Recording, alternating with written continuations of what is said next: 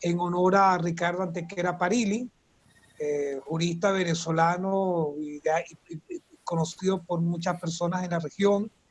La edición de este año 2019, pues la del año 2019, cuyo veredicto fue publicado la semana pasada, este domingo, Día Mundial de la Propiedad Intelectual, lo ganó el abogado Freddy Forero del CELAR de Colombia, con una obra sobre agotamiento internacional del derecho de autor, y el abogado Hernán García Torres, venezolano, sobre un tema de economía naranja. Ellos van por lo cual los voy a invitar, el viernes tenemos un seminario virtual donde ellos van a hablar sobre sus respectivas obras que fueron laureadas el domingo pasado.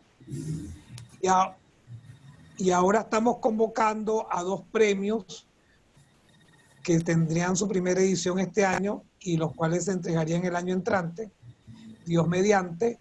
El premio en propiedad industrial en honor a Mariano Uzcategui Urdaneta, quizás no sea muy conocido en la región, y el otro es el premio Alain Coriat al emprendimiento universitario.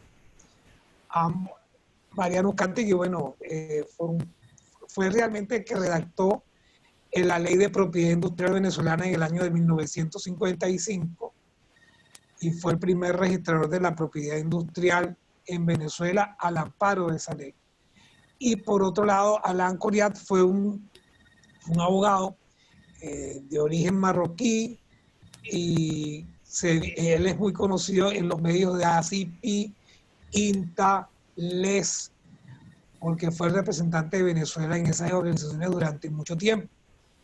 Y entonces él se dedicó mucho al tema de la innovación y lo que hoy conocemos emprendimiento y el tema de las startups, entonces ese tipo de formas de hacer accesible el conocimiento que se generan por parte de los creadores o los emprendedores.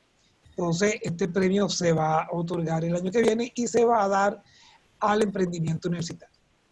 El premio de Ricardo Antequera y el premio de Mariano Uzcategui están abiertos para la participación de cualquier persona de cualquier persona de la región o del mundo. O sea, no están limitados únicamente a la condición de venezolano. El del emprendimiento universitario sí está más circunscrito al ámbito de las universidades venezolanas, porque queremos pues un poco realmente pues promocionar y estimular el emprendimiento a nivel universitario. Bueno, eso es en línea general lo que venimos haciendo en todos estos años. Gracias, Beatriz. Por favor, bueno, una actividad, como ven, académica muy específica en promover la generación de trabajos, además de, bueno, de todo el desarrollo de clases y de seminarios, ¿no? Que uno cuando ve la información internacional la tiene presente. Yo estaba mirando quienes se han venido incorporando, veo la doctora Federica Costa y Lara, que también es del CEPI, encantada Federica, la doctora Silvina Vila también. Hola Silvina. Veo a la doctora Marisa Rivas del Instituto de Derecho Comercial. Hola Marisa, ¿cómo? Estaba en la previa hablando con el profesor Leonel Salazar, que él es de la academia, obviamente de la Academia de la Sociedad Venezolana de Derecho Comercial, y nos decía que podríamos hacer cosas, Instituto de Derecho Comercial, Sociedad Venezolana de Derecho Mercantil, le dije que claro, y bueno, también hay otra cantidad de amigos, bienvenidos a los venezolanos que se han ido incorporando, que yo todos no los conozco, pero veo nombres que no conozco de los habituales de la clase, así que ahí voy identificando las novedades. Bien, hoy tenemos el chat cerrado para el grupo, que es lo que habitualmente tenemos abierto cuando hacemos las clases, porque quiero que eventualmente lo que sean preguntas lo canalicen, lo recibo yo, organizarnos y comenzar la actividad. Entonces, las preguntas o inquietudes que tengan las voy a estar recibiendo y eventualmente las voy a estar comentando al profesor a medida que esté desarrollándose la charla. Tenemos previsto que esta charla, que son retos del derecho de autor, y especial referencia al autor y la inteligencia artificial, va a tener esas dos partes. Va a ser el desarrollo que sea, y bueno, si hay algún momento dialogaremos o le haré preguntas, y si no, después, terminada, plantearemos reflexiones, preguntas, nos organizaremos. ¿Sí? ¿Arrancamos, profesor? ¿Le parece bien? Cuando usted es la que maneja la orquesta, doctora. Bueno, adelante, profesor, vamos arriba. Bueno, buenos días a todos ustedes desde aquí de Caracas y encerrados como casi todos estamos en la actualidad. Yo le voy a introducir un toque diferente al título de la conferencia, ya lo conversábamos ayer, Beatriz y yo, y es más bien hablar de los retos de la propiedad intelectual en América Latina, más que del derecho de autor, para no solo circunscribirlo al ámbito del derecho de autor. Y el tema del autor y la inteligencia artificial, eso nos lo vamos a variar. Primero quiero agradecerte, Beatriz, realmente por tu invitación y por supuesto a la Universidad de la República por esta distinción que nos hacen esta mañana. Igualmente a los miembros del Instituto de Derecho Comercial, así como a los miembros del Centro de Estudios de Propiedad Intelectual CEPI, y por supuesto a todos los amigos internautas, señoras y señores, aquí estas pequeñas palabras sobre el tema que vamos a abordar hoy.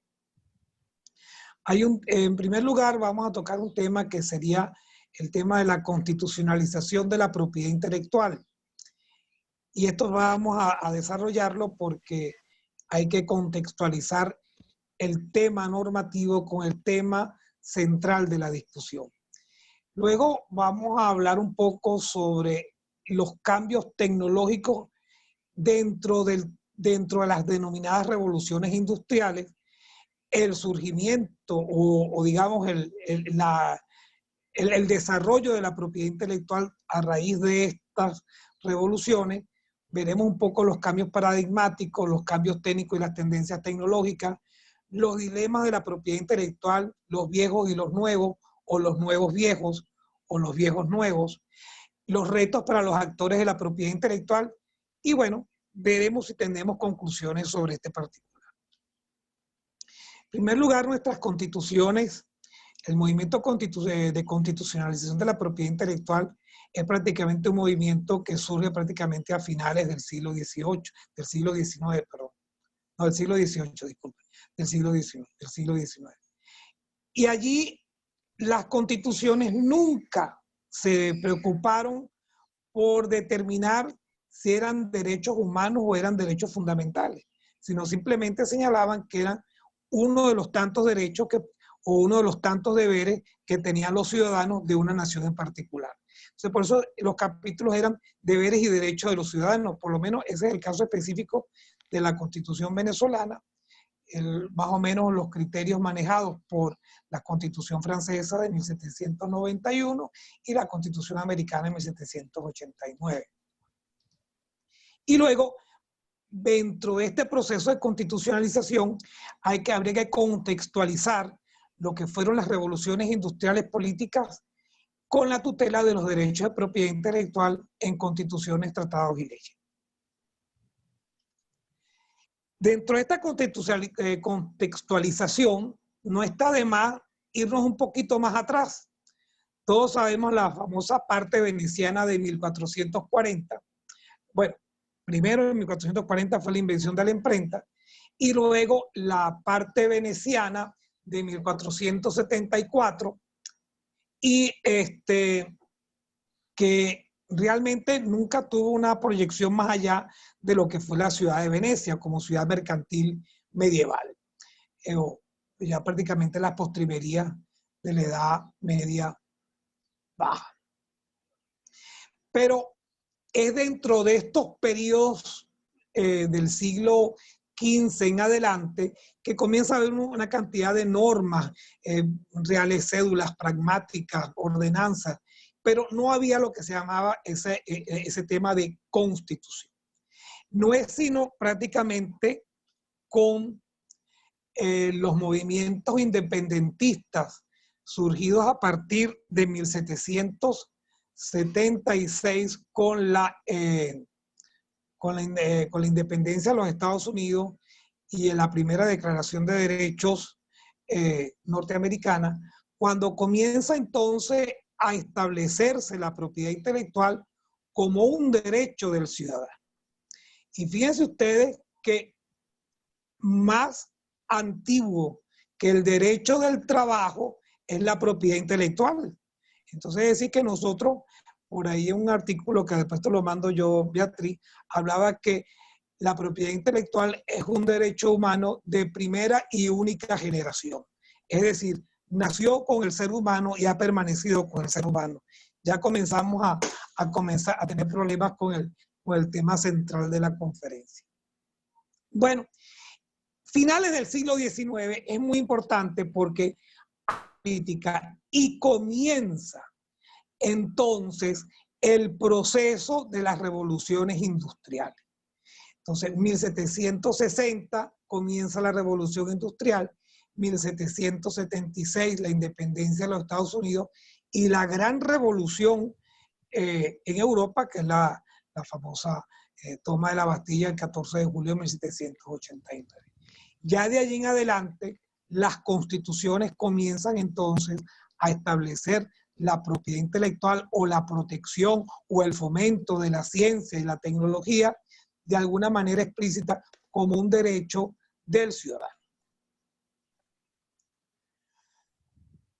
Todo este proceso del año, ya en el siglo XX, entonces comienzan los grandes movimientos alrededor de las dos grandes normas que todavía tenemos vigentes en el mundo, que son precisamente el Convenio de París de 1883 y el Convenio de Berna de 1886 en materia de derecho de autor, primero sobre propiedad industrial, como todos saben ustedes perfectamente. Y así sucesivamente fueron entonces surgiendo una cantidad de normas que vinieron a regular todo el mundo o los bienes intelectuales en específico que se fueron desarrollando a partir de los avances tecnológicos que se fueron dando. Pero y volvemos otra vez al tema de la contextualización, es que por un lado iba el movimiento legislativo, por otro, y al mismo tiempo iba el movimiento industrial o las revoluciones industriales haciendo su impacto en la sociedad. Veamos entonces cómo transcurrieron estas revoluciones industriales. Hay personas que hablan de que la revolución, estamos ahorita en la cuarta revolución industrial, otros dicen que estamos en la quinta revolución industrial. Bueno, yo diría que estamos entonces en una cuarta revolución industrial y la cual finalizó o está finalizando a finales de los primeros años del siglo XXI. Y está comenzando ahora lo que sería la cuarta revolución industrial.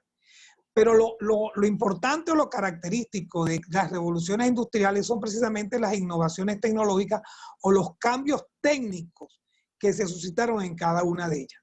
Fíjense, entre 1760 y 1830, que es el periodo que señalan algunos autores como el periodo de nacimiento y de formación de la revolución hasta que cae hacia el año 1914, vemos entonces, por ejemplo, que ya hay una cantidad de invenciones o invenciones que transforman el mundo.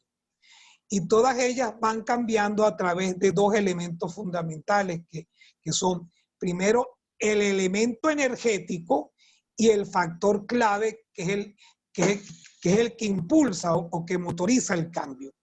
Por ejemplo, en la primera revolución industrial, el energético fue el cambio o el uso del carbón mineral, mientras que el factor clave fue la fundición del hierro y el uso del acero.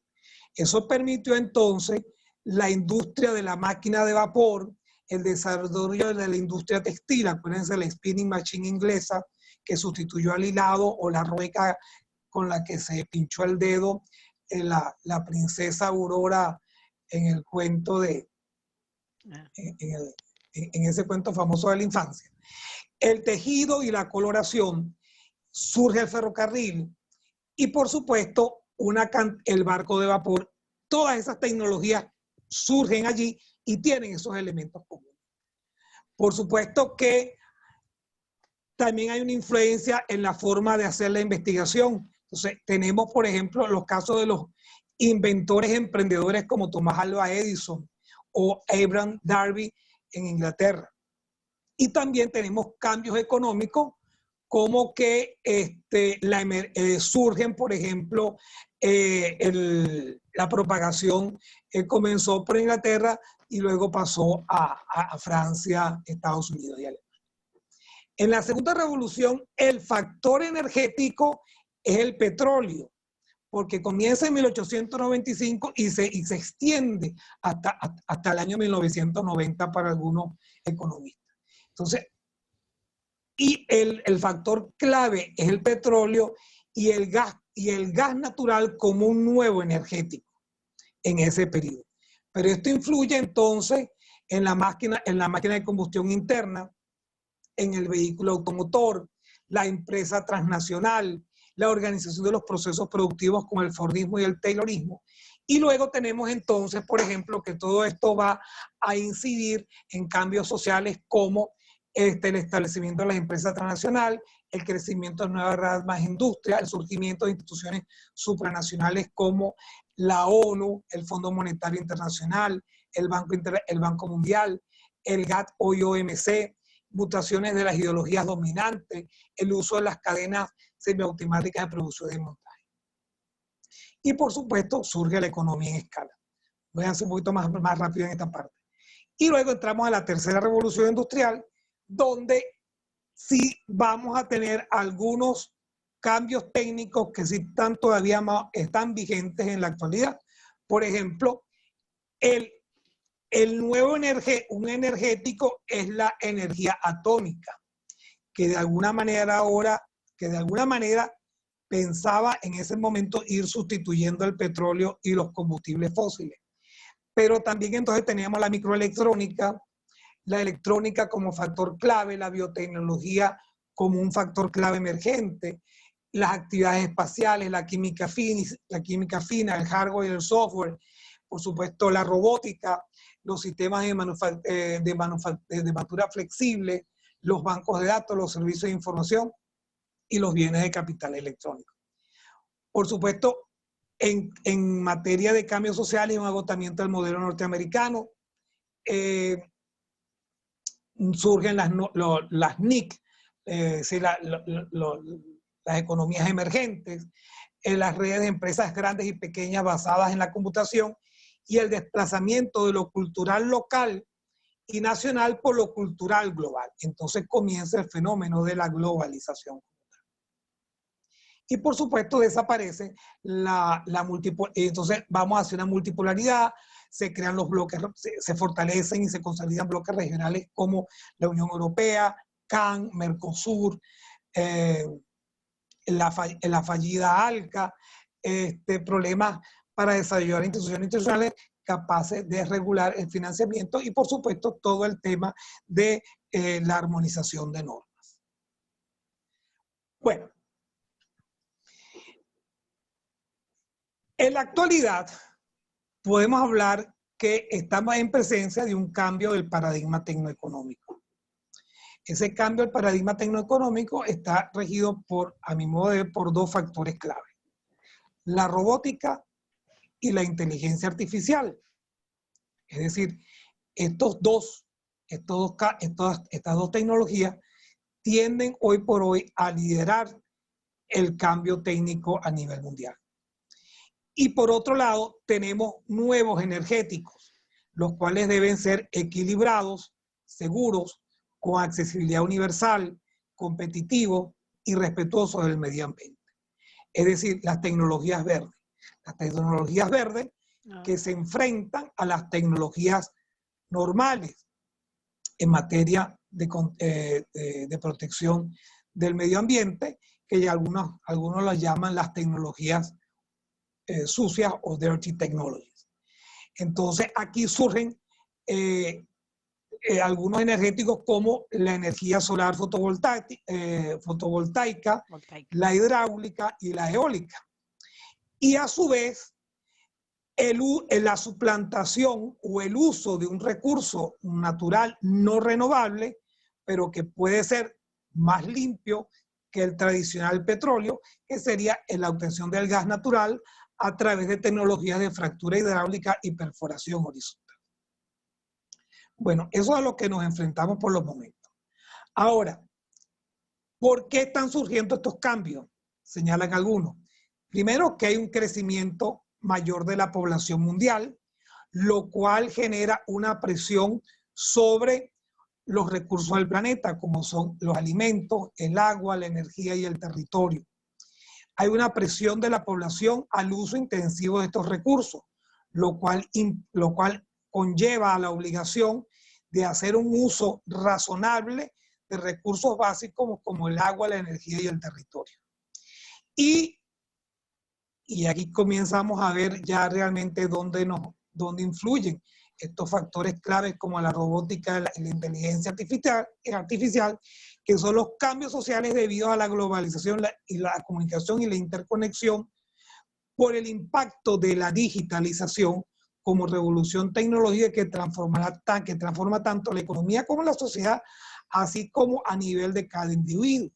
Si hoy no tuviésemos esta pandemia del COVID-19, esta conferencia lo más probable, Beatriz y yo hubiésemos tenido que organizarla o bien en Montevideo o bien en Caracas. En Caracas. Por supuesto que, bueno, muy bien en Caracas, gracias. Bueno, mejor no toquemos Caracas los actuales momentos. De cualquier dos lados. Montevideo, te venís a Montevideo. Vamos a Montevideo o Punta del Este, tú decides después de las dos. Es preferible. Y por supuesto tenemos en la actualidad un cambio en la forma de percepción del cambio técnico. Hasta el momento habíamos siempre hablado de los temas de la perspectiva tecnológica, es decir, ver hacia dónde va la tecnología. Hoy estamos hablando de análisis preceptivo, es decir, ya no solamente es ver hacia dónde va la tecnología, sino que, ok, la tecnología ve hacia allá, pero cómo yo voy a aprovechar la tecnología y cómo yo voy, por procedimientos de retroalimentación, modificar o de mi propio entorno empresarial. Solo porque como esto es como hay que alumnos del pregrado, pues vamos a tocar un temita aquí más didáctico. Cuando hablamos de paradigma, hablamos de un conjunto de reglas, escritas o no, que hacen dos cosas fundamentalmente. Establece o define un límite e indica cómo comportarse dentro de esos límites para el éxito. El término paradigma, desde el punto de vista económico, más que jurídico, es decir, es una regla de conducta, o sea, cómo se está comportando el mercado, cómo se están comportando los actores. Es decir, si yo antes, para ir, por ejemplo, a Europa en el siglo XIX, utilizaba en el siglo XIX utilizaba un barco a vela, ya que al final utilizaba un barco a vapor. Pero en la actualidad, bueno, aquí tenemos un problema, ahorita no podemos viajar, pero en la actualidad utilizamos un avión. Pero si continúa la tecnología avanzando, a lo mejor las imágenes de Star Trek, que es decir, la desmaterialización del cuerpo humano que pueda viajar por el tiempo, por el espacio, sin tener que utilizar un avión o un vehículo o un transbordador, pues utilizaría ese tipo de transbordador humano que utilizaba el capitán de la Guerra de las Galaxias. Iba a llegar. Bueno, ahora bien, para todo emprendedor, ¿ok?, debe entender que ese paradigma que va a generar un cambio, obedece a porque aquel tiene que hacer que ubicar el salto cuántico de productividad, que es cuando se agota el viejo paradigma y surge el nuevo paradigma. Entonces, por ejemplo, se habla de una curva de paradigma, es decir, el paradigma viejo cede al nuevo. Es, por ejemplo, pasar de la telefonía celular analógica a la tecnología actual o a los sistemas Android que utilizamos actualmente en la telefonía móvil. También los periodos de transición entre los cambios. Por ejemplo, el sistema de estampado para la fabricación de libros a la imprenta. El cambio o el uso masivo de los relojes de pulsera japoneses que desplazaron por un tiempo a los relojes de pulsera suizos. ¿Por qué? Por el uso del cuarzo. O en la actualidad, cambiar de una tecnología 4G a una tecnología 5G. Esos son los que se llaman ubicación de las transiciones de los paradigmas. Luego, actuar con sentido de oportunidad, aprovechar la transición paradigmática, ser pionero. Por eso es que existen emprendedores. Navegar en las reglas del nuevo paradigma, o sea, el aprendizaje de la nueva técnica que se va a implantar. Y, por supuesto, tener visión de futuro y ser competitivo. ¿Qué cambios técnicos podemos decir que están actualmente sobre la mesa?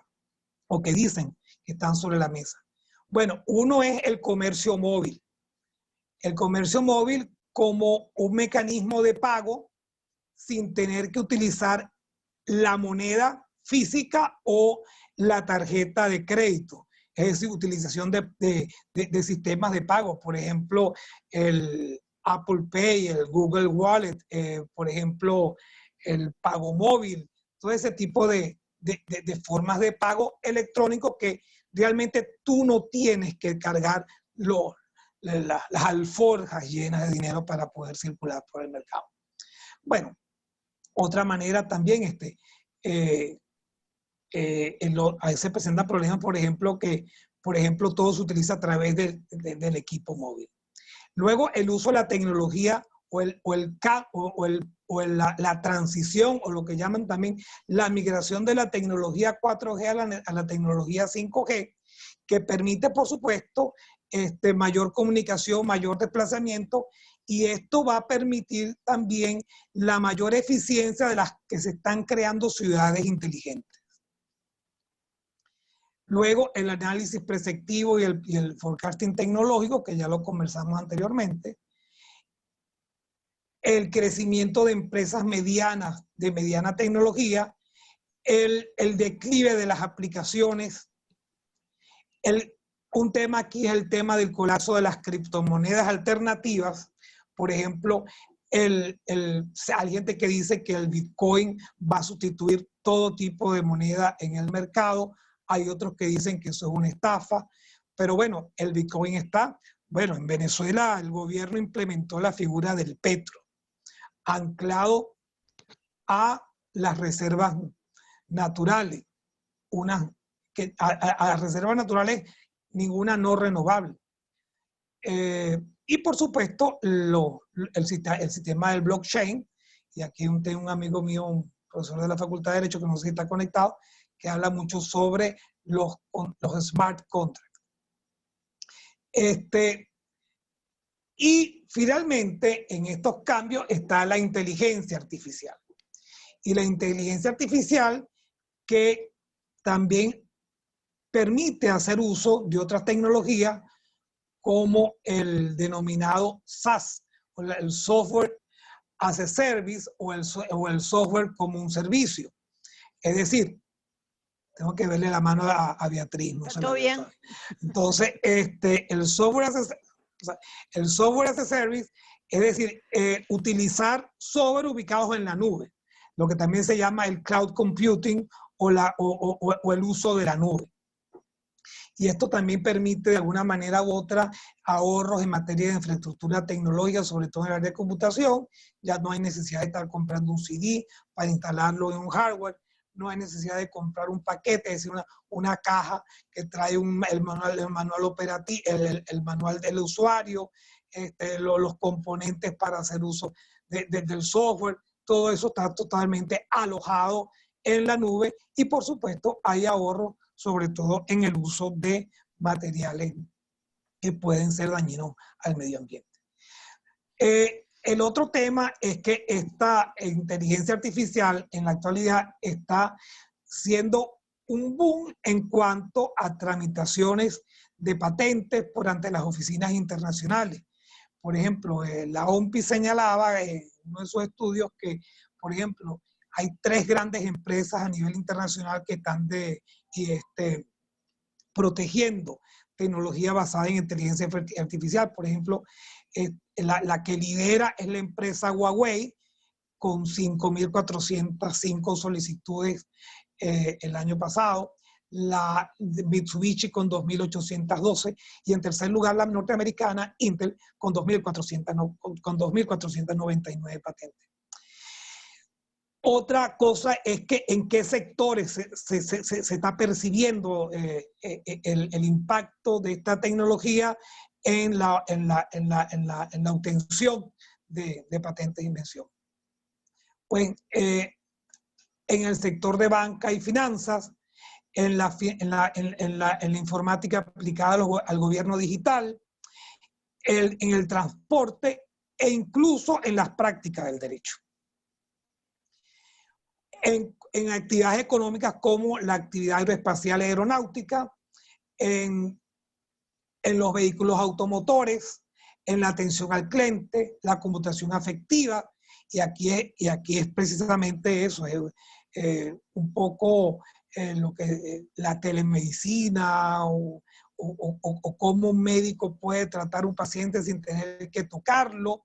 Se ha hecho mucho ahorita con el COVID-19, sobre todo las encuestas para determinar si una persona tiene o se presenta la sintomatología de la enfermedad.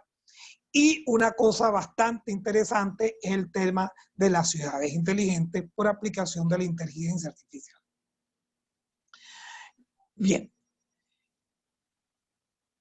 ¿Qué dilemas viejos, nuevos, viejos, ha afrontado siempre a la propiedad intelectual desde sus orígenes? Uno de los grandes temas que tenemos nosotros, los académicos, los universitarios, es el tema de publicar o no publicar los papers de investigación. El otro es si patentamos o no patentamos. Otro tema es si podemos divulgar libremente el conocimiento o simplemente reservarlo. El otro tema es, podemos seguir hablando de que el conocimiento es un commodity o la economía del conocimiento. Por otro lado, la ciencia o el conocimiento es una mercancía. Entonces vemos ahora cómo es el mercado. Ya no es el mercado tradicional ubicado originalmente en la época de la colonia de nuestros países, que es en la Plaza Mayor, donde se reunían la catedral, el Palacio de Gobierno y la casa del sacerdote, del cura o del párroco, del obispo, que era la Plaza Mayor, que ahora están convertidas, por ejemplo, en Caracas, en la Plaza Bolívar. No sé en Montevideo cómo se llamará la plaza principal, porque no conozco Montevideo. Entonces, todavía. No,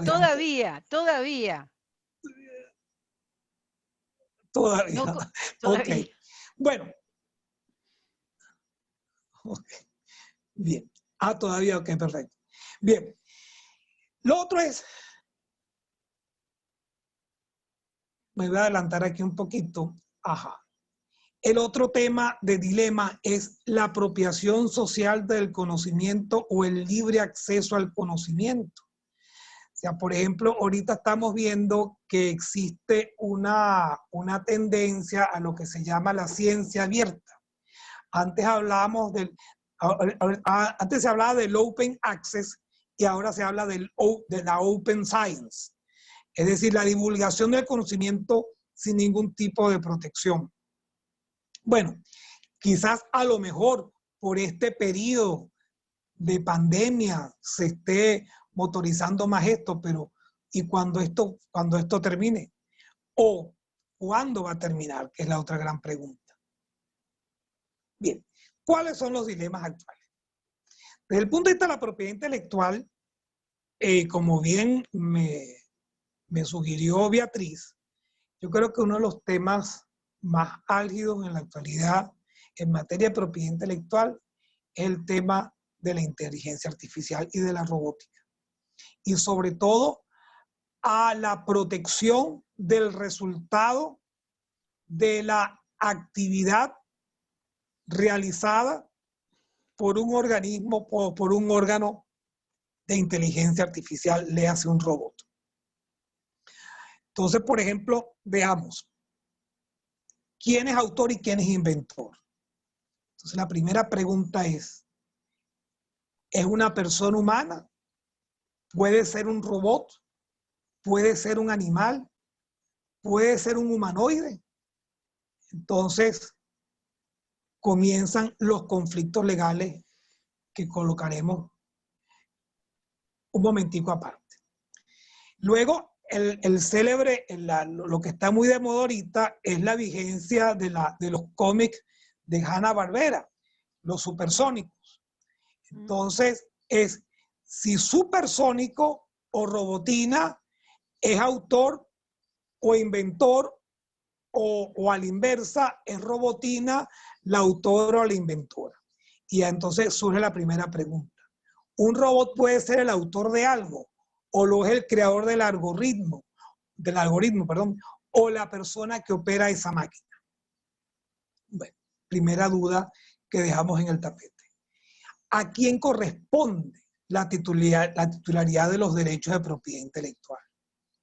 Podemos hablar que la obra original es el algoritmo y la obra derivada, la creada por el robot.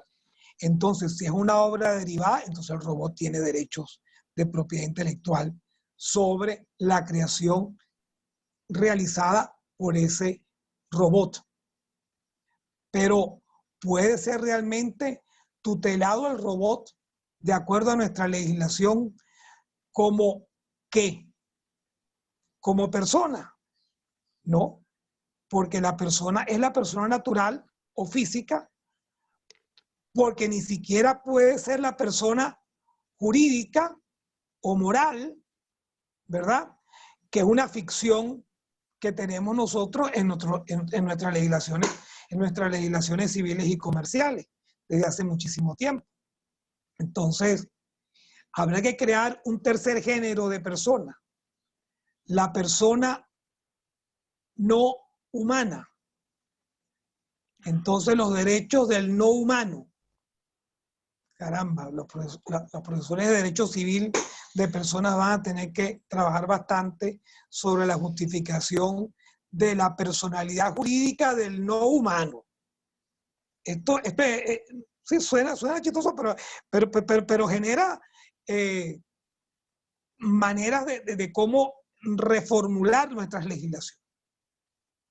Entonces, por eso es que se cuestiona que nuestra doctrina, nuestra normativa, solamente ampara a las personas físicas y que pueden ser considerados autores, diseñadores o inventores, porque sabemos todos que la persona jurídica puede ser titular de algunos derechos derivados de la propiedad intelectual, y léanse los derechos patrimoniales, y puede ejercer los derechos morales en beneficio del autor o del inventor.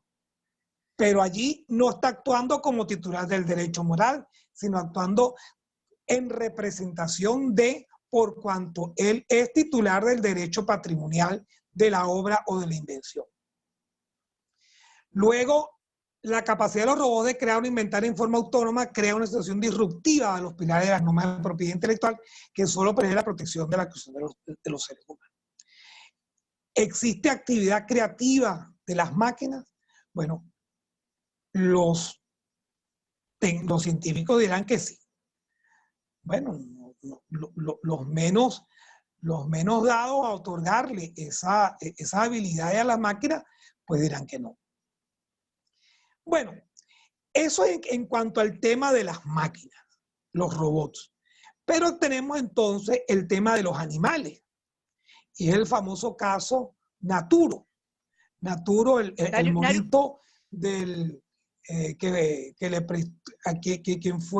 le fue prestado una cámara fotográfica del fotógrafo Stalter, y Stalter que fue demandado por la PETA por violar los derechos de autor del mono. Santo Dios bendito. Bueno, entonces veamos a lo siguiente. El mono realmente se tomó la foto. O sea, el mono tiene inteligencia hasta el sol, bueno, digamos hasta el caso Naturo, se pensaba que los animales eran seres irracionales y que actuaban era por instinto o por un aprendizaje tipo Pavlov, por conductismo, más no por capacidad de raciocinio. Porque yo le puedo decir a mi perra aquí en la casa, siéntese, y ella se va a sentar. ¿Por qué? Porque ella está esperando que yo le baje el plato de comida para comer. Y hasta tanto yo no le diga, come, ella no come. Pero ella está esperando la orden porque ella va a comer. No es porque si fuese un ser humano, agarra, me brinca sobre mí y me quita el plato con la boca y se come la comida. O entra a la cocina y se prepara su comida ella sola y yo no tengo que atenderla. Entonces, hay cosas que exceden los límites de la comprensión. Entonces, el caso Naruto nos pone entonces frente a otro tipo de creador. Es decir, no es el creador robot o humanoide, sino que es el creador animal. Entonces, este caso PETA, por supuesto, tuvo unas incidencias interesantes, como que los tribunales declararon sin lugar la pretensión de PETA, pero en el interín Slater firmó un acuerdo de otorgarle el 25% de sus ingresos a causa a favor de los animales. Bueno, yo creo que se debería revisar eso por otras cosas. Bueno, ahora bien, planteado así el asunto, ¿qué retos se le plantean a los actores de la propiedad intelectual en nuestra región, por decir un caso? No sé cómo vamos de tiempo, Beatriz. De tiempo estamos como para ir redondeando en el camino que tú ibas y después plantear algún debate que vamos viendo aquí entre lo que me preguntan y todo. Estoy tomando nota como para hablar después. Ok, creo que ya yo estoy a punto de casi terminar.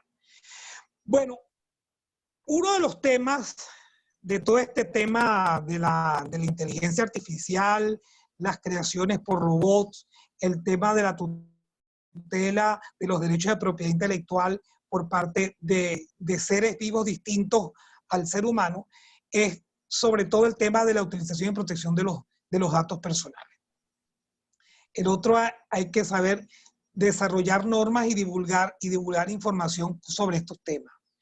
Hay que establecer mecanismos de financiamiento para los emprendedores y las personas que van a desarrollar investigaciones en estas áreas.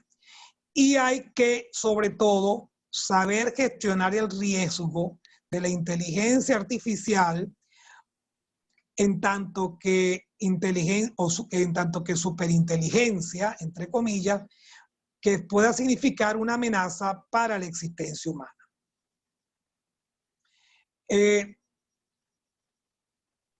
Por ejemplo, hay algo bien interesante, que es, por ejemplo, las directrices establecidas en el Libro Blanco de la Unión Europea, recientemente en marzo, donde dice que Europa enfrenta una profunda digitalización de su sociedad, y esta digitalización afecta sobre todo a las nuevas formas de empleo, el teletrabajo, la telemedicina y, por supuesto, la protección de esos programas de ordenador estarán, por supuesto, dentro del marco de las normas de propiedad intelectual. El tema de la descarbonización de la economía y la reducción de las emisiones nocivas, y sobre todo el tema de la creación de las ciudades inteligentes. Y yo creo que ya estoy casi terminando. ¿Qué retos se le plantea a la OMPI? Bueno, a la OMPI se le plantean como retos adaptar el sistema de propiedad intelectual como la inteligencia artificial o el desarrollo de la robotización en nuevos sectores productivos. Mantener actualizados los 26 tratados multilaterales que administra, que son la estructura jurídica del sistema internacional de propiedad intelectual, adoptándolo a las nuevas normas que tienden temas no regulados. Finalmente, no hay conclusiones. Las estamos construyendo día a día en un mundo sin fronteras.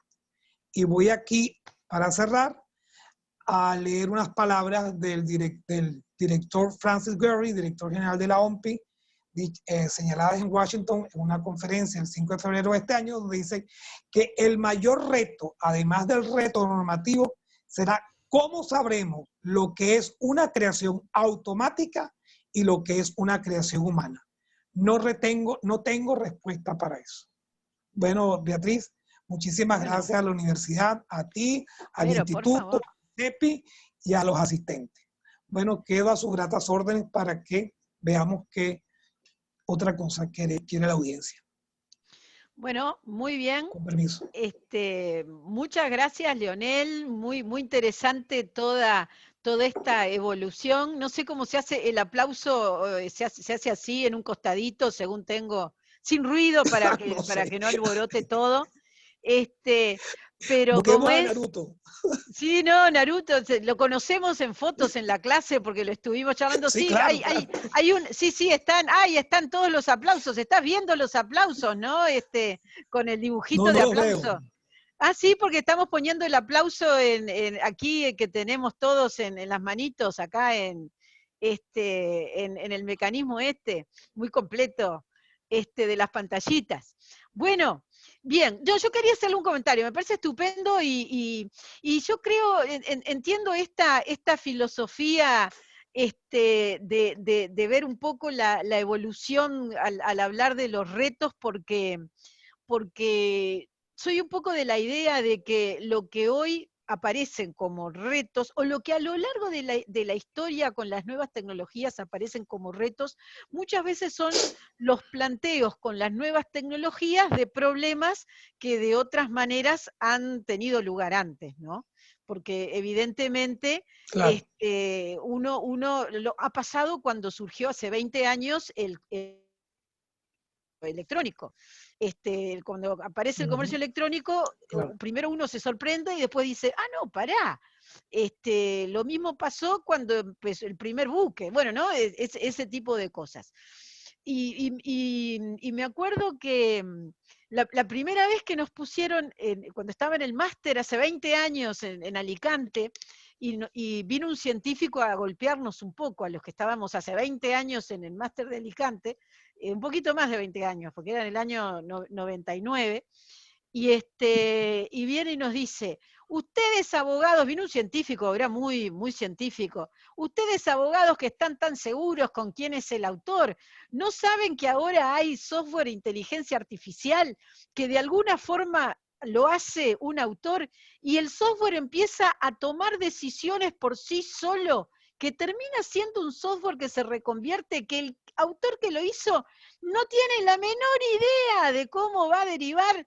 Y nosotros nos mirábamos, porque hace 20 años todavía, porque hoy, yo qué sé, uno ya hoy capaz que no se sorprende de algunas cosas, pero hace 20 años uno se sorprendía un poco más. Claro.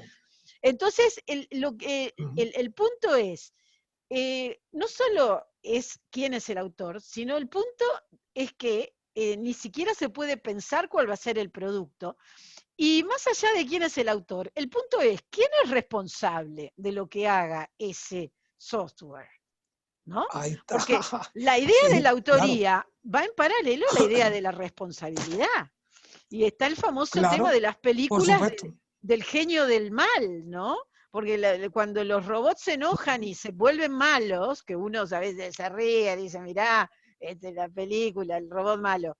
Bueno, pero ¿la culpa de quién es? ¿Del científico? ¿Del robot? Porque a veces uno, cuando ve solo por el lado del quién cobra, piensa una cosa. Y después tengo otra cosa más que me han dicho. Adelante, profesor.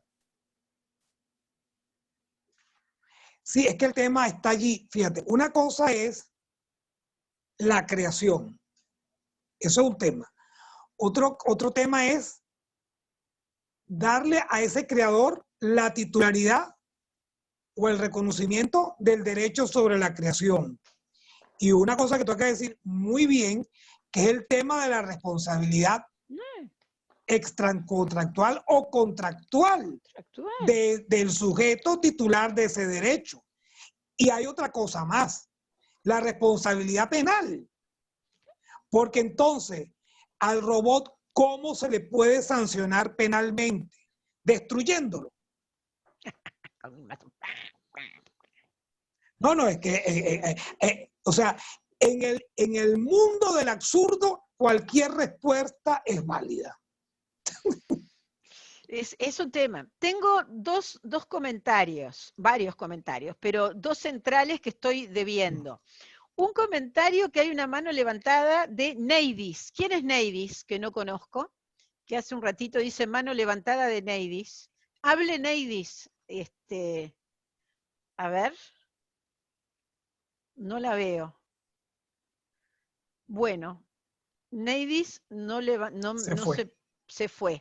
Bueno, pero tengo otro pendiente que estábamos comentando en los últimos minutos, que es con una de las estudiantes de la materia de la UDELAR, que es Silvia Heitos, que cuando estábamos hablando de las alternativas de consideración del autor, me estaba comentando de ese caso en el cual a un robot le atribuyeron derechos. Entonces yo le dije, bueno, cuéntenos, Silvia, participe usted. Entonces aquí le damos la palabra. Díganos, Silvia, sí, adelante. Sí, en realidad Sofía, la robot, no sé si la tienen ubicada, donde se le dieron derechos, no me acuerdo en qué país, se le dieron derechos humanos y estaba pidiendo la ciudadanía, porque incluso dijo de querer poner un negocio, sabiendo que sería casi imposible por no tener personalidad jurídica, por lo cual destruiría el mundo. Entonces, ¿dónde está el límite del creador para que el robot sea quien tome decisiones? En paralelo con una cuestionante que hice hace un par de años de querer suplantar jueces por sistemas inteligentes. ¿Cómo sería la toma de decisiones? Después de todo, un robot es un grupo de a lo bruto, ¿no? Algoritmos creados por el hombre que hacen funcionar el robot. Así es.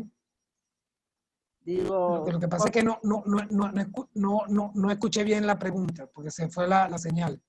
Claro, que recién, por ejemplo, decían, ¿cómo penalmente se puede...? Sofía... Sí.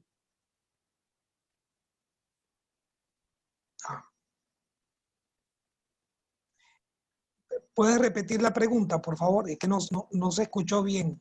Claro, digo, tengo un conjunto de preguntas todas englobadas. Sofía pidió ciudadanía, no me acuerdo en qué país se le llegó a dar la ciudadanía.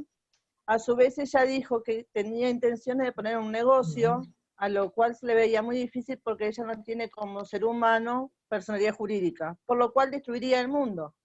Entonces, es el ser humano el que hace, de esto no sé bien cómo es, ¿no? Pero por medio de algoritmos, la creación de estas máquinas inteligentes, supuestamente que toman decisiones por propia voluntad, pero que no deje de ser creación del hombre. A lo que decía recién, penalmente no se puede castigar al robot, sino al creador, al que le dio la potestad, mediante algoritmos, de poder pensar. Así como hace un tiempo se está debatiendo poder sustituir jueces por sistemas inteligentes. Digo, es algo que no hay un pensamiento propio de la máquina.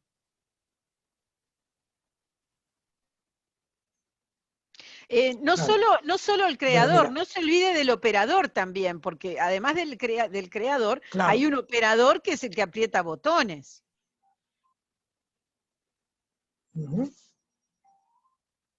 Sí, bueno, Sofía la desarrolló Hanson Robotics, una empresa de Hong Kong, ¿ok? Y el punto es que volvemos entonces esas zonas grises, ¿no? O sea, realmente es Sofía autónoma, totalmente. Sofía puede que mientras, como dice Beatriz, puede trabajar sin el operador, puede actuar sin el operador, porque si puede trabajar sin el operador y ella puede prenderse y apagarse, entonces es totalmente autónoma. Entonces, si ella adquiere la nacionalidad de cualquier país, el Estado le está reconociendo personalidad jurídica. Y si el Estado le está reconociendo personalidad jurídica, entonces ya prácticamente es un ser totalmente diferente. Y habría que categorizarlo dentro como persona, o sea, ¿es persona o no es persona? Entonces, o es una ficción, lo podemos asemejar a una sociedad mercantil o sociedad civil. Entonces, si Sofía es una sociedad mercantil o civil, entonces habría entonces unos titulares o unos propietarios de esa sociedad que es distinto a Sofía. Entonces, es complejo, es más allá de la propiedad de un semoviente. Claro. Yo creo que están jugando con un hilo muy fino. ¿Hasta qué punto no vamos a llegar a que sean los robots realmente seres pensantes en un futuro no muy lejano?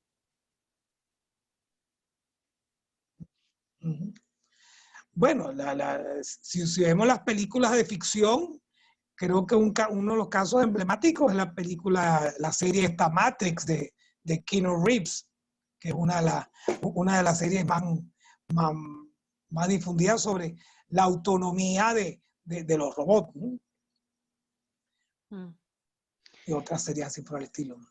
No, es que muy bien usted lo dijo, estamos hilando, estamos en una frontera que es muy difícil de determinar si le reconozco un derecho a una máquina o se lo tengo que reconocer al creador de la máquina. Entonces, cuando la máquina actúa individualmente, sin el control del operador, sin el control del creador, entonces, ¿quién es el responsable? Como señalaba Beatriz anteriormente, el operador de la máquina, o es que la máquina no necesita el operador. Entonces, si la máquina actúa individualmente sola, entonces como por ejemplo, utilizando un término muy chistoso, sería un caso, por ejemplo, en términos de la ficción tenebrosa, un Chucky. Entonces, como es un Chucky, pues hay que matar a Chucky, pero si para perseguir a Chucky hay que destrozar a 300, 400 personas, pues es más difícil, ¿no? Entonces, por si eso que humano, hay que administrar el riesgo, los riesgos. ¿Perdón? y si el humano participa en prender el ¿Perdón? botón nomás, como cuando hacemos, claro, que el humano No le participe escucho. en encenderlo. ¿Me escucha ahora? ¿Me escucha alguien? Yo escucho. Sí, el humano participa en encender la máquina. Sí, escucho. Ahorita Cada escucho un poco mañana, más. como cuando ponemos la cafetera y después funciona por sí sola. Entonces cada mañana prendemos el robot y después está diseñado de tal forma para pensar por sí mismo y actuar por sí mismo. Y ahí ¿dónde lo ubicamos? Es que ese es el detalle, como decía el mexicano Cantinflas. Claro, el humano prendió la máquina y después la máquina es autónoma. Entonces, diríamos que aquí estaremos en un caso de responsabilidad civil objetiva, o sea, no la responsabilidad del guardador, o sea, del padre con respecto al hijo. Entonces, el robot es hijo de quien está de quien es responsable de ejercer la custodia o la forma de comportarse de ese sujeto. Sí, justo, Entonces, yo tengo, perdón, justo tengo sí, te escucho. una introducción de un comentario que quiero que haga la doctora Silvina Vila, que además de estar colaborando en la clase nuestra este año, ella está en la materia civil responsabilidad. Así que me gustaría escuchar, doctora, ¿por dónde anda la doctora Silvina Vila? Adelante, por favor. Acá estoy. No, quería hacer un Acá. comentario, no es digamos, una posición, porque todo esto, como estaba comentando de forma excelente el profesor, está todavía, digamos, en vías de desarrollo en lo que es la esfera legal. Son los cambios con los que nos vamos enfrentando y a los que tenemos que ir, bueno, adaptando el derecho a estas situaciones. Pero yo pensaba, mientras escuchaba los comentarios, las intervenciones, también que hay algo que nos diferencia, y que las máquinas, los robots, por más de que tengan cierta autonomía, pienso que es lo mismo que pudo haber sucedido en épocas anteriores cuando se desarrollaron invenciones que permitían o que facilitaban al humano el trabajo, ¿verdad? Y que podía también ser considerado como, wow, bueno, la máquina hace solo a esto. Esto sería una nueva etapa, quizás, me pregunto, en esto, y de que está en realidad la inteligencia artificial como una nueva herramienta, que estamos entendiendo cómo funciona, y cómo nos es útil, y que, bueno, claramente es algo nuevo, y que estamos tratando de comprender y de descifrar. Y lo veo muy distante en realidad de lo que podría ser un reconocimiento de derechos humanos, porque no sé cuál es la dimensión, la capacidad de razonamiento de un robot, la esfera moral que puede tener, y que creo que eso es lo que lo que diferencia, y que nos diferenció siempre, por ejemplo, de los animales, que sabemos que también, bueno, pueden pensar, pueden quizás tener emociones, pero la capacidad de razonar, de tener también esa esfera, esa parte ética moral del humano, que es única. Lo que no excluye que sí se les reconozca derechos, quizás, o sea, que de respeto o de la forma en que nos tenemos que manejar hacia esos, digamos, como sucede con los animales, que están dentro de la esfera, digo, de protección, y que merecen determinada protección jurídica y comportamiento de parte de, y se les reconoce, bueno, ciertos derechos, pero no esa esfera, digamos, no tenerlos como humanos. Perdón si me extendí mucho en el desarrollo, pero son ciertos puntos que me quería comentarle, y tener también un poco la opinión del profesor y del resto de los participantes. Y bueno, después en lo que es la responsabilidad civil, yo me parece que hoy en día también lo veo como una responsabilidad por el hecho de las cosas, porque para mí no deja de ser una cosa que interviene bueno, en el evento, ¿no? En general, porque hoy en día la realidad es que no tienen derecho, digo, más que como una cosa en sí. Claro, una cosa. Para hacerlo corto, eso es lo que quería comentar. Gracias. Gracias. Sí, evidentemente no deja de ser un problema que se nos presenta tanto a los legisladores como a los operadores jurídicos. Porque el tema de la responsabilidad puede ser de diferentes fases, como usted lo señalaba. Es decir, de la cosa, ¿ok? Evidentemente, pero otro asunto es la responsabilidad del propietario de la cosa. Entonces, en el caso del robot, ¿quién es el propietario del robot? Entonces, si el propietario del robot es X y el robot causó un daño a un tercero y sabemos que no le podemos imponer una pena corporal al robot, pues entonces la sanción penal irá de la cosa.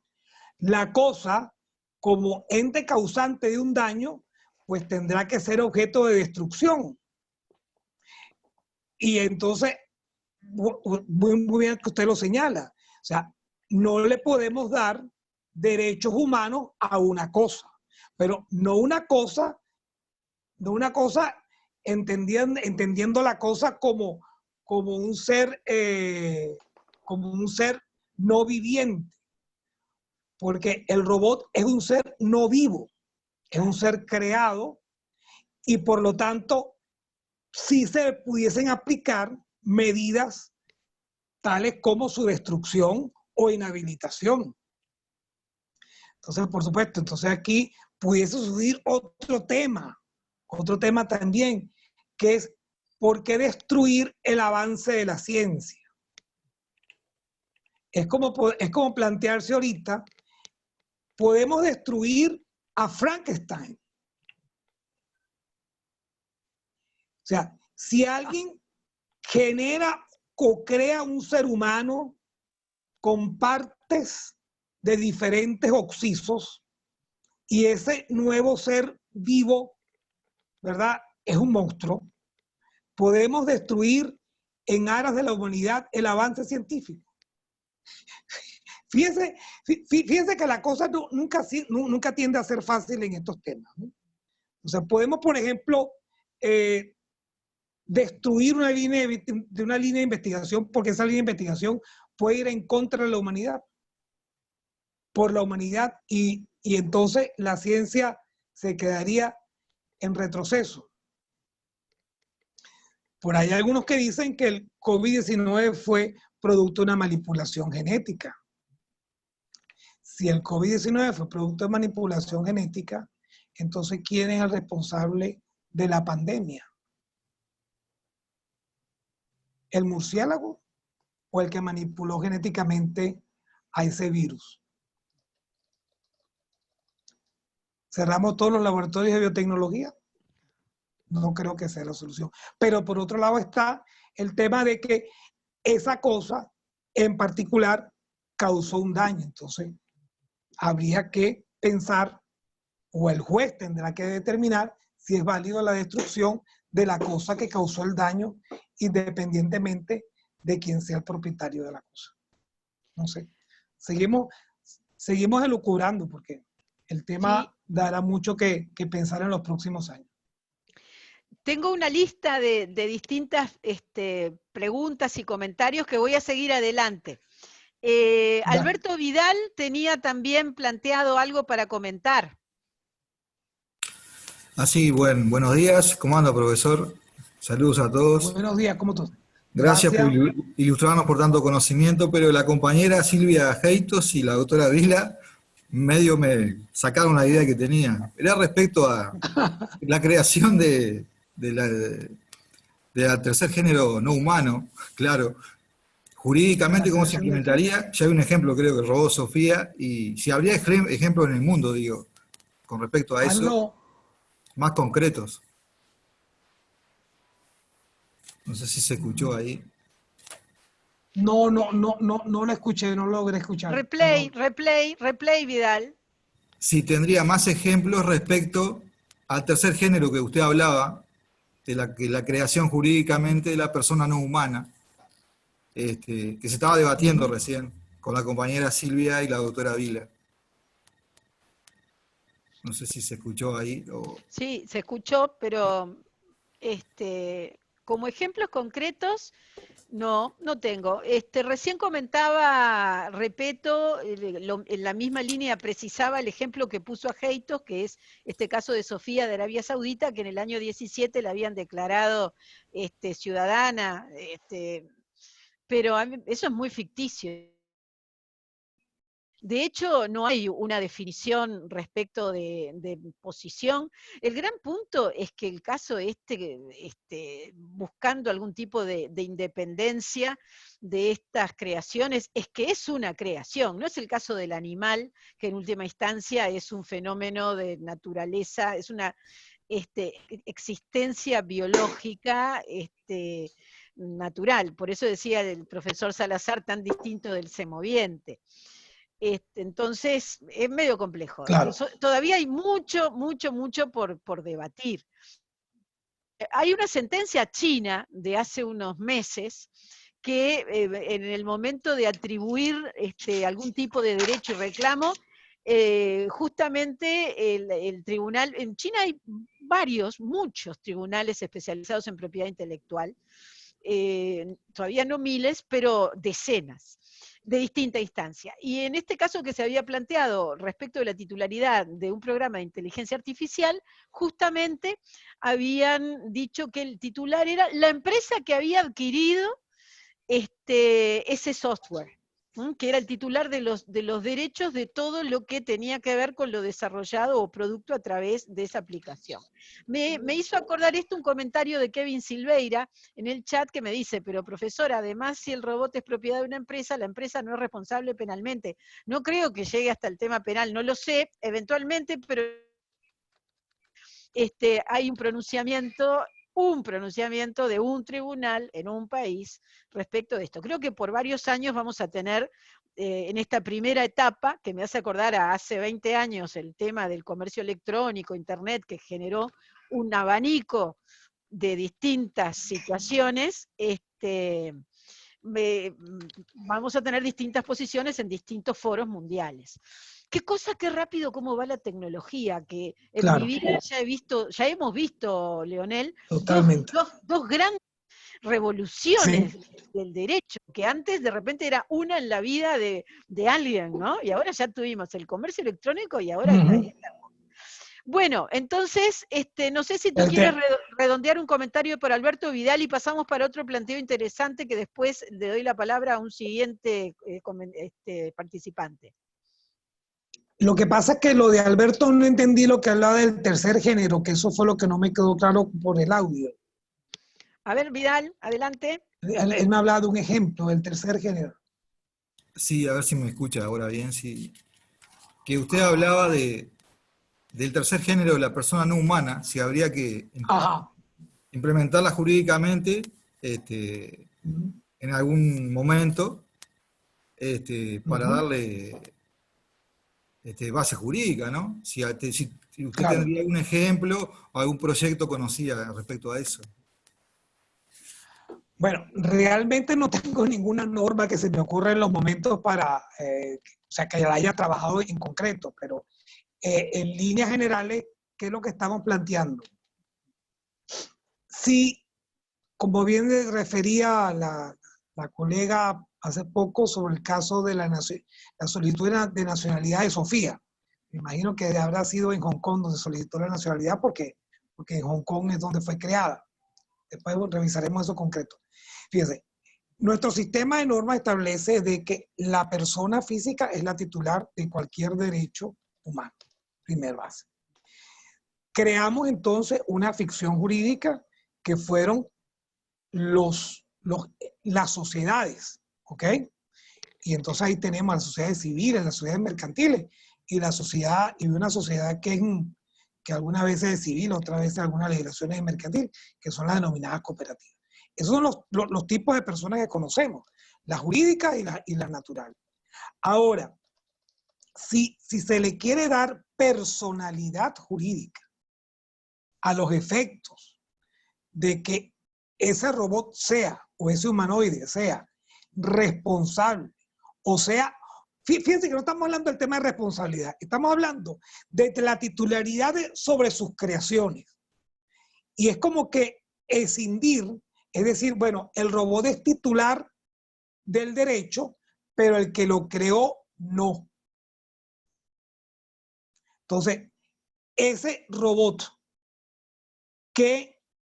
¿dónde lo categorizamos como sujeto de derecho?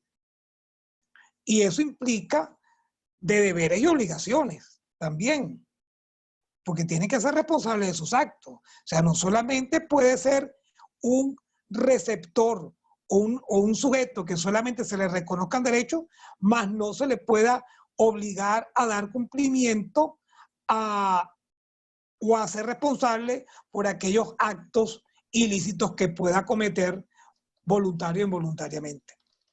Entonces, por eso es que hablábamos de un tercer género de sujetos de derecho.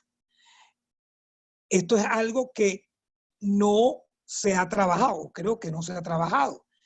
pero tendrá que trabajarse si le quieren reconocer la titularidad de un derecho de autor a un robot, porque sabemos claramente que solamente los sujetos de derecho son los que pueden ser titulares de derecho. El robot no es un sujeto de derecho, no tiene personalidad jurídica, por tanto, no puede ser ni responsable de sus actos independientemente de que cree. Sí, es complejo, habría que, sí, tendríamos que hilar muy fino para darle esa categoría de sujeto de derecho sui generis en las legislaciones. Pero sería como una especie de, se le pudiese aplicar el régimen de los menores de edad. Pero de todas maneras, el menor de edad es persona, porque adquiere su personalidad jurídica con el nacimiento. Entonces el robot tiene personalidad jurídica desde el momento mismo que fue creado por el creador. Mire, sigo escuchando porque realmente me puedo sentir hasta incompetente de seguir opinando porque para no decir una barbaridad. El abanico es muy amplio, totalmente amplio y es muy difícil y es muy difuso, ¿no? O sea, si yo fuese juez y tuviese que condenar al robot por un hecho ilícito, claro, yo le aplicaría la doctrina más clásica. O sea, la cosa causó un daño, la cosa se destruye. El dueño de la cosa es responsable civil y penalmente, porque es el sujeto que yo lo puedo colocar en una prisión y ordenarle el resarcimiento del daño a la víctima. Porque otra cosa es, el robot va a tener patrimonio para responder civilmente a las personas que le cause un daño. ¿Quién va a administrar el patrimonio del robot si el robot solamente lo que sabe hacer es una cosa en específico? El robot va a tener una firma electrónica. El robot va a poder manejar una cuenta. Bueno, se le puede incorporar un programa para que maneje Bitcoin dentro de un blockchain que lleve incorporado. O sea, estamos hablando realmente de las cosas imposibles para reflexionar si es posible llegar hasta allá. Porque si nosotros no ubicamos los escenarios catastróficos, no podemos establecer como a la buena y a la ligera, bueno, el robot es el titular del derecho. Entonces el que creó el robot no es responsable, sino el robot. Ok, pero entonces, ¿cómo paga el robot? Entonces, si el robot causó daño, entonces la víctima se hace propietaria del robot. No sé. Entonces hay una esclavitud de robots. Los robots van a ser esclavos. Vamos a crear la esclavitud robótica. Dios mío, Beatriz, me has traído a un foro que me vuelve loco con ese tipo de preguntas, porque realmente bueno, hasta regresé a Roma con la esclavitud, si era ciudadano o no era ciudadano romano, ese tipo de cosas. Es que muchas gracias. Es que en realidad la tecnología nos plantea los problemas de siempre, por más que sea nueva. Es que claro. Ese es el asunto. Bueno, hay una pregunta también de Guillermo Piazza. A ver, Guillermo, que Hola. era... Sí, adelante. Hola, buenos días. Disculpen que no tengo cámara, pero es que me anda muy mal. No hay problema. ¿Cómo les va? No hay problema. Bueno, nos va bien, gracias a Dios.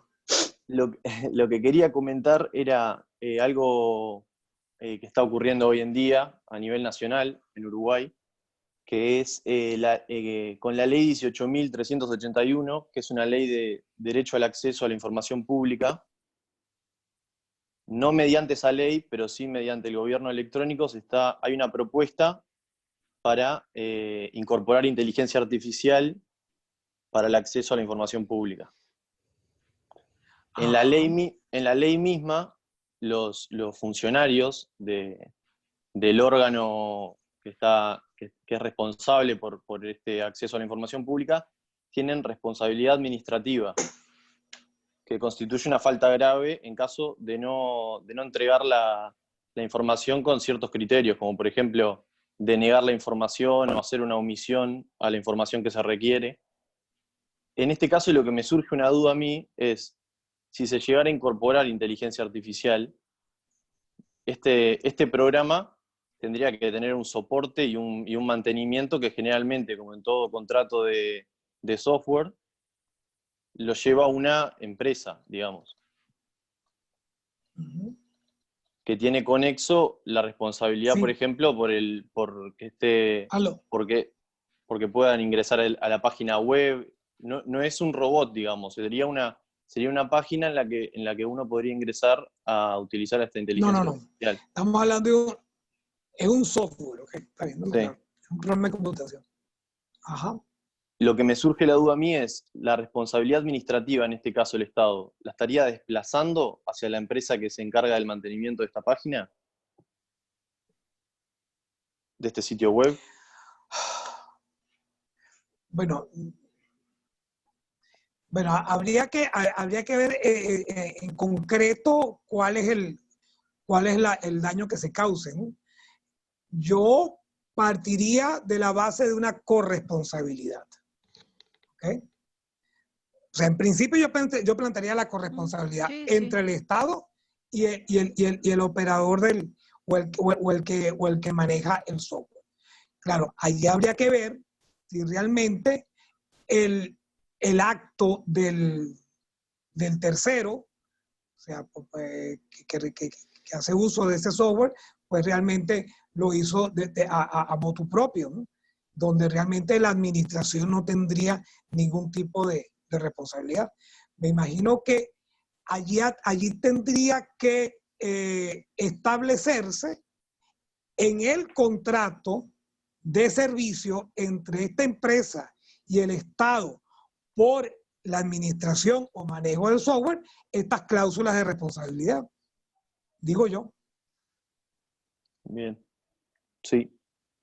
Porque como en la ley se habla de los datos que tiene la administración, que obviamente tienen que estar en manos del Estado. Por lo tanto, si tuvieran que ingresar todos esos datos a una empresa externa para poder tener esa base de datos para que responda el programa de inteligencia artificial, estarían vulnerando en realidad un derecho que es un derecho humano en realidad, de la privacidad y a los datos personales. Claro.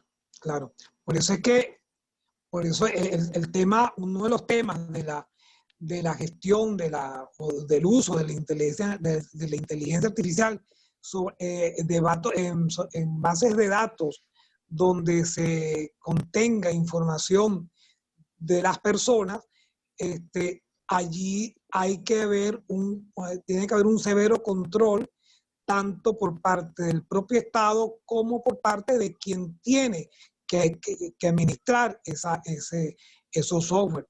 Y tiene que haber responsabilidad porque, por ejemplo, digamos que se divulgue, y creo que lo planteaban estos días en los medios sociales, el tema de que se elabore una lista mundial con todas las personas que o están enfermas o han fallecido o están hospitalizadas a consecuencia del COVID-19. Entonces, ahí se está vulnerando el derecho a la intimidad de la persona. No, sí. Y es un dato personal. Entonces, o sea, no incluso las cláusulas de los contratos en las redes sociales dice, usted autoriza al uso de su información confidencial para que para que le mandemos información o que sea parte de nuestra base de datos para hacer. Uno dice sí, otra dice que no.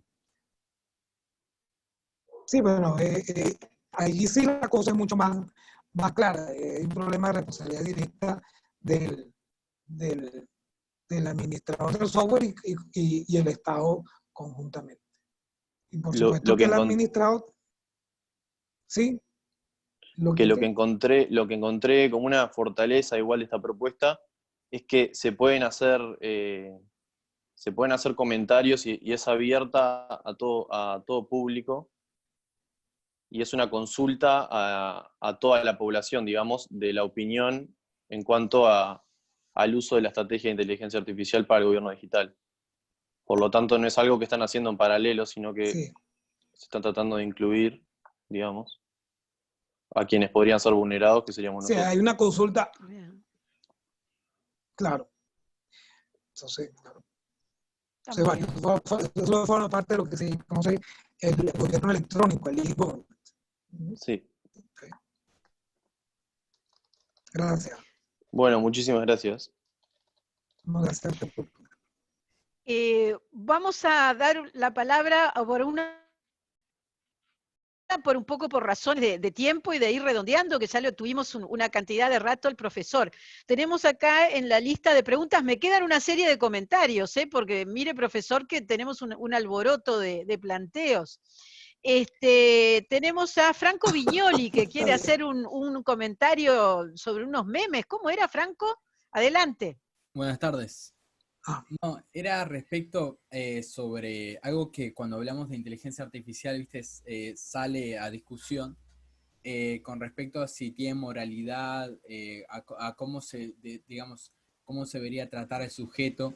Y me hizo recordar justamente a un artículo que, bueno, está en inglés, sobre un experimento que se hizo en Estados Unidos de América, con respecto a algo llamado los neuromemes, que son, bueno, meme en el sentido no de imagen graciosa en internet, sino en el sentido científico de pasar cierta información de una generación a otra, de personas, ¿no? Entonces, digamos, ese es el proceso evolutivo. Generalmente cuando se habla de memes, para tenerlo bien claro, se habla el nacimiento, por decirlo de manera, para mostrar de dónde nace claro el meme, es la comparación del Neandertal con el Homo sapiens, ¿no? Porque decía, ¿cómo es que uno sobrevivió y el otro no? Entonces se llega a la conclusión, esto es una teoría, ¿no? Se llega a la conclusión de que a diferencia del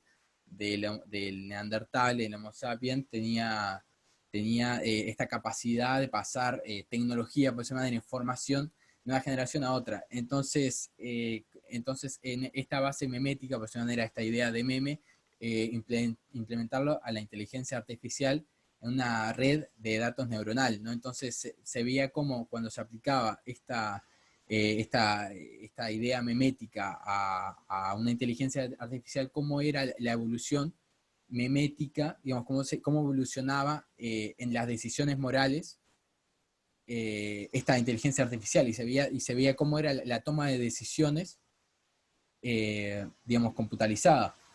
Entonces, hasta qué punto, también con respecto a esto de qué pasa si alguien toca el botón y digamos, la computadora toma decisiones por ella misma. Entonces, hasta qué punto no es el nacimiento, no este meme, esta computadora no es la Ay, no sé, evolución. se fue la señal.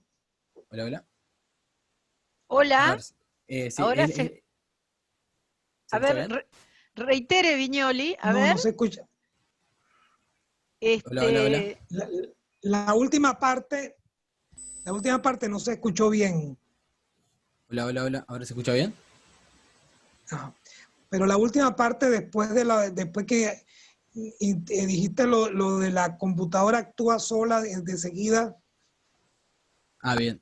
Sí. Desde de que hasta qué punto, digamos, viste, que la computadora genera esta evolución en el pensamiento, estaría bueno pensar, digamos, en el sentido de que, bueno, tiene su propia conciencia, no, o sea, no es capaz de crear también, digamos, con la toma de decisiones, hasta qué punto no genera conciencia, ¿no? Digamos, qué es esta conciencia y qué aplicaciones tiene que tener, digamos, para la persona que tocó el botón, porque al fin y al cabo creó ella misma una serie de sentidos, también pensando más a la larga, ¿no? Porque esto fue un experimento muy sencillo con respecto a la toma de decisiones que puede llegar a tener una inteligencia artificial, pero hasta qué punto puede evolucionar esto para la creación de cosas, ¿no? Eso, entonces me parecía interesante comentar esto de los neuromemes y hasta qué punto, de la neuromemética, por decirlo de manera, hasta qué punto puede llegar la inteligencia artificial, ¿no? Porque decíamos, el hombre tiene capacidad de tomar decisiones, pero ahora se puede mostrar de que también la inteligencia artificial tiene la capacidad de evolucionar y de tomar decisiones por sí misma. Sí. Sí. A ver. Y era ese comentario que quería hacer. Muchas gracias. Bueno, gracias.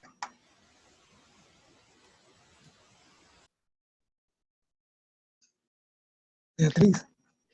Yo quiero hacer un comentario, porque lo de tomar decisiones, si no hay voluntad, ¿se pueden tomar decisiones? Vamos a estar entrando siempre a ese loop de quién es el autor. Si el autor es un mecanismo que alguien posibilita para que tenga una reacción tecnológica, o es alguien que dice, tengo sensibilidad porque estoy triste y elijo palabras de tristeza para hacer una poesía de tristeza, o es alguien, no sé, ¿no? Vamos a terminar siempre yendo a la misma, al mismo loop de debate de toda la vida. Eso es un poco el famoso tema, ¿no? Ante la tecnología, pero me parece sumamente interesante lo de los neuromemes. No sé si querías agregar algo, Leonel, o vamos directamente redondeando. No, vamos redondeando realmente. Que sí. Lo que tú has traído en esta colación es bien interesante, porque el problema de la voluntad del ente de la inteligencia artificial. Es decir, si no hay voluntad, o si la voluntad es inducida, claro. porque el acto volitivo en nosotros es lo que determina la intencionalidad dolo, o los casos de culpa. Entonces, ¿cómo se da eso? ¿Cómo se da eso en la máquina? Funciona con algoritmos. Entonces, no, realmente la máquina quiere cada uno. Entonces pudiésemos hablar, si una máquina comete un homicidio, ¿es un homicidio preterintencional? ¿O hay ausencia de culpa? Santo Dios bendito. ¿Qué dirá Zafarrón? Ahí falta mucho. Yendo, bueno, lo que nos planteamos discutir fue solamente a esta altura del partido autoría. Es decir, claro. Pero es que el tema de la autoría no está divorciado del tema de la responsabilidad. Claro, ni de la responsabilidad, ni de la voluntad, ni la intención. Ni el de la voluntad. Claro. Bueno, no, yo decía, bueno, vamos redondeando y dejando por aquí la charla, digo yo, porque ya estamos en el borde del tiempo que habíamos propuesto, sobre todo para el tiempo de la actividad del expositor. Yo creo que estuvo muy bueno, yo me divertí, todas claro, no estaba leyendo todo el tiempo los comentarios, pero está excelente la actividad, me gustó mucho, por favor, profesora, ponga la grabación. Sí, la voy a poner la grabación. Tengo una cantidad de comentarios. Bueno, yo diría que pusiéramos una cantidad de los aplausos estos de aquí, de las pantallitas, y entonces le agradecemos al profesor Leonel Salazar, ojalá hagamos estas otras actividades otras veces, y un gusto a todos los otros amigos venezolanos que han participado y nos quedamos en contacto también.